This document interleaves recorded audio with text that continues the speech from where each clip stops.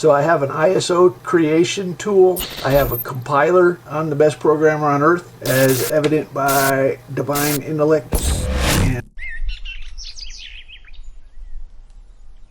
Your mind often lies, not because you're stupid, not because you're weak, but because the mind is a storytelling machine.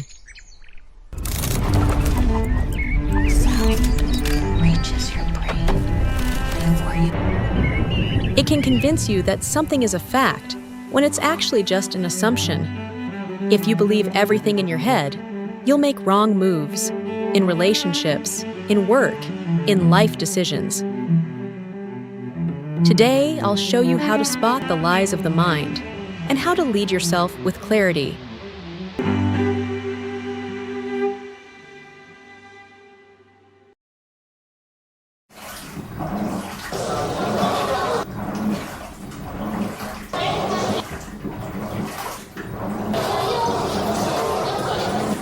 You've probably been here before.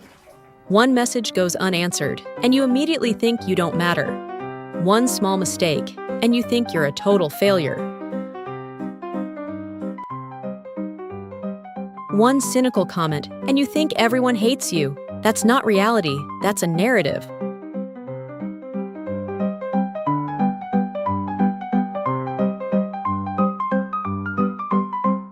In Dharma, suffering often doesn't come from the event itself, but from the extra story in your head. That story multiplies. It becomes drama, it becomes panic, it becomes reaction.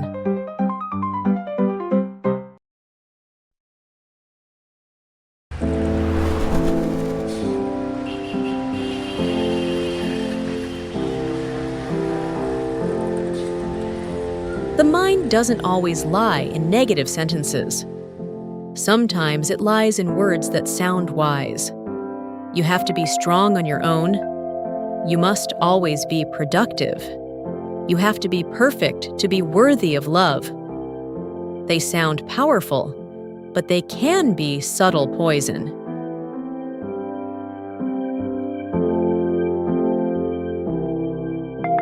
The mind can also lie through feelings.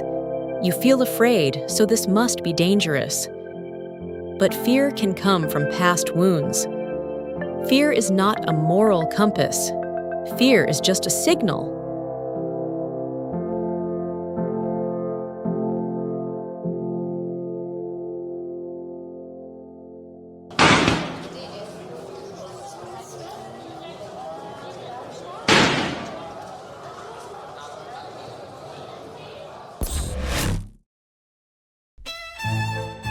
The Buddha didn't teach you to hate your mind. He taught you to observe it, with awareness, with distance, with clarity.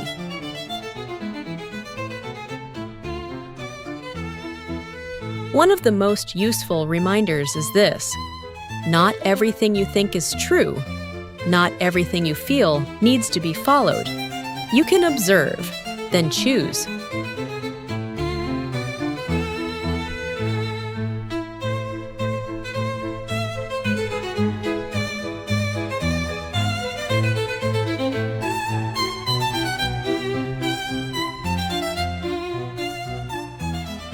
Here are 6 patterns you should recognize.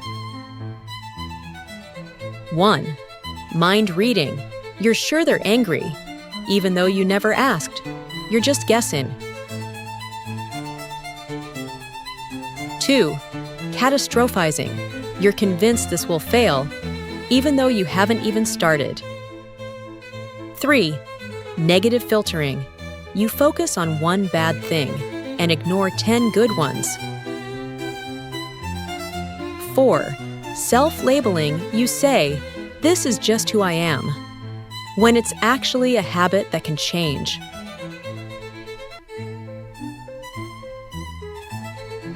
5. All or nothing thinking. If it's not perfect, you think it's worthless. 6. Emotional reasoning. You feel sad, so you conclude your life must be bad. Sadness is emotional weather, not a final verdict. If you can see these patterns, you've already leveled up. Because the most dangerous lies are the ones you don't notice.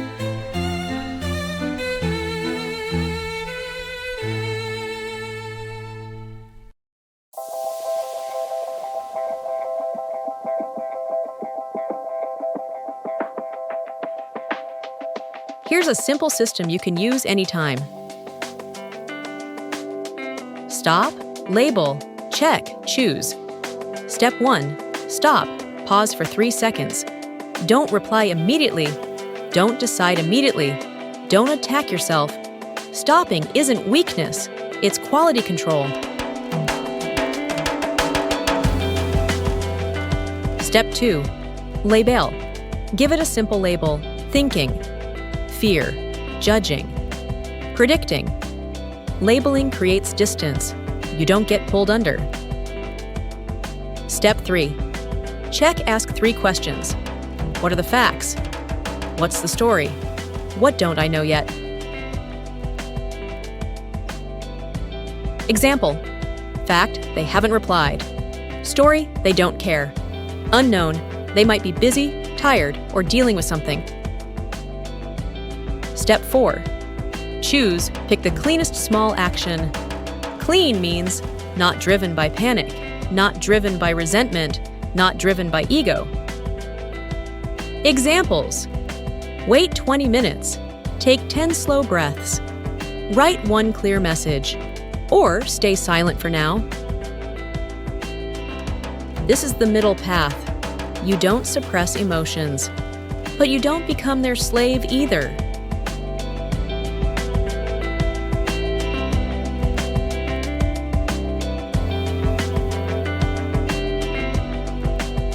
Work scenario. Your mind says, if this presentation goes badly, my career is over. Stop. Label, catastrophizing. Check, a presentation is 1 moment, not your entire worth. Choose. Practice 15 minutes. Refine 3 key points. Get enough rest. Self-scenario. Your mind says, I failed. I'm useless. Stop. Label, judgment. Check, you failed at 1 thing, not as a human being. Choose. Take 1 small action. Finish 1 task. 1 step forward. You don't need massive motivation. You need small, consistent decisions.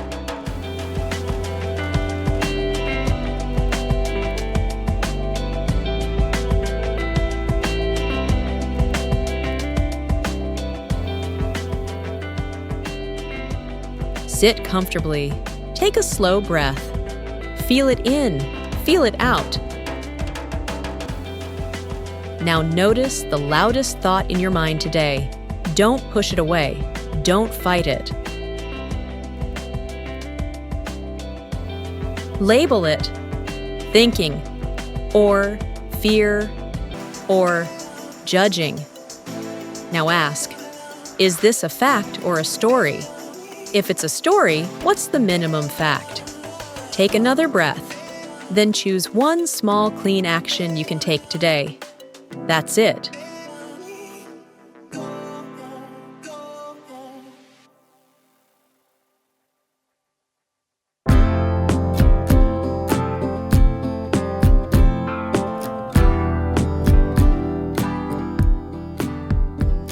If your mind often lies, it's not your enemy. But it's not your boss either. You are. The Buddha taught 1 core power: awareness. You can see, you can choose, and you can stop creating unnecessary suffering. If you want to try the stop, label, check, choose framework for 7 days. Comment, check. And if you know someone who's stuck in overthinking, share this with them so they understand. The mind is a voice, not the truth.